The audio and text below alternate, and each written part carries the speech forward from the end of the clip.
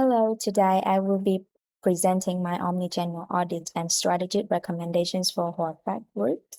And first of all, let's start with the fact that the B2B customers of Horvath mainly include infrastructure firms and distributors. For infrastructure firms, they say that Horvath has excellent quality, but the pricing is not really transparent. And that comparing the distributors, it requires calling multiple agents for the same products. And while the distributors expect the consistent communication and more flexible policy for small batch orders. So both of these groups want a full digital workflow instead of a mere website from Harvard. Okay, so let's have a look at the current omni-channel experience. Um, Perfect uses a multi-level distribution model from manufacturer to wholesalers to retailers and then end customers. And it ensures the national coverage across the country, but it creates really high fragmentation. And based on the customer journey maps from the report, I have put forward three main elements to consider: the pre-purchase, conversion, and post-purchase phases, that with the characteristics above. And moving on to the digitalization status, the front end of Hardfact, it has basic chatbot tools, but it lacks the online ordering systems, mobile app, and B2B digital portal. For the back end, recently it has introduced a cloud-based order management system, but the real-time data sharing is still really incomplete. Uh, so there are some key problems that have been concluded from the previous analysis. The first one is the lack of real-time cross-channel transparency, and Harfac has no digital transaction channel and fragmented customer journey. For the reasons above, there are many recommendations that should be put forward for the firm to make improvements. So first of all, let's have a look at this graph over here. We can observe that there has been an increase in the trend of digital transformation market across the globe.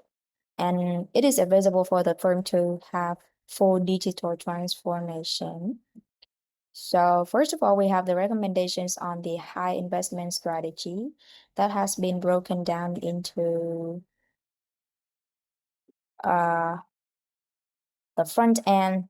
So in this phase, the firm will develop a unified B2B digital portal and mobile app that enable the consumers and the firms to have the real-time inventory across all the distributors, and they can have tracking of their order and delivery, and the self-service access to invoices, contracts, and history after a batch. And for the middle layer, the firm will implement a full enterprise customer relationship management that integrates the sales, the distributors' activities, and after-sales workflows. And finally, for the back-end one, they should develop a data lake and API middleware. On the other hand, we have the low investment strategies also include many middle stages. And for a more conservative,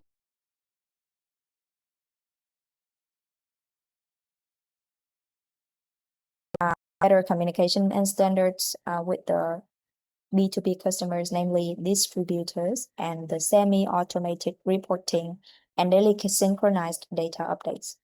So these steps can improve the transparency and customers' experience without major systemic changes inside the firm.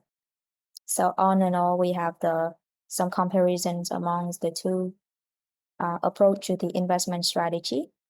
For the high investment strategy, it builds a scalable and fully integrated digital ecosystem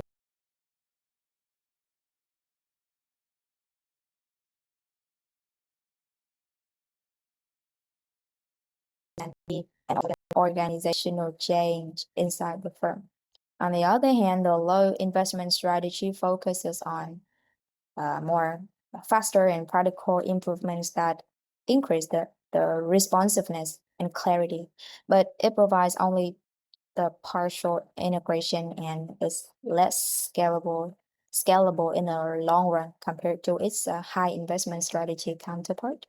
So to conclude, the Horvath group should choose the pathway that best aligns